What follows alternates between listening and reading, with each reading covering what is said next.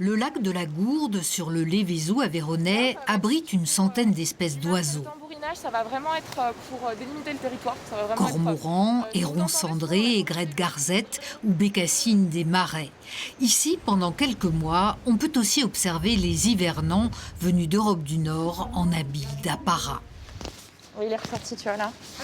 C'est des oiseaux qui viennent uniquement l'hiver, de décembre à mai à peu près. Et on a de la chance parce que c'est à cette période-là qu'on va avoir le plumage nuptial. Donc pour les mâles, donc on va avoir des plumages très colorés et c'est ce qui facilite aussi l'identification de certaines espèces.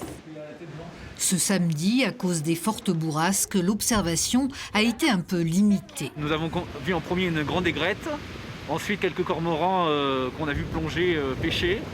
Il y a eu également un goéland dans le ciel et un rapace que nous n'avons pas pu identifier. De par moi-même, je fais parfois des sorties, mais c'est vrai que de faire appel à des gens qui s'y connaissent un petit peu plus, ça apporte un plus pour mes connaissances. La LPO organise régulièrement des sorties d'observation. La Journée mondiale des zones humides était l'occasion d'évoquer ces réserves d'eau, réservoirs de vie. En France, 67% d'entre elles ont disparu en un siècle. Elles sont pourtant indispensables. Un peu comme les baleines. On a plein de services écosystémiques qui sont rendus par les zones humides. On va voir le rôle notamment d'éponge aussi. Donc c'est tout simplement l'eau qui est captée et qui est stockée et qui va être redistribuée aussi. Donc on va empêcher de ce biais-là la sécheresse, on va limiter la sécheresse et on va limiter aussi tout ce qui est crue, inondation.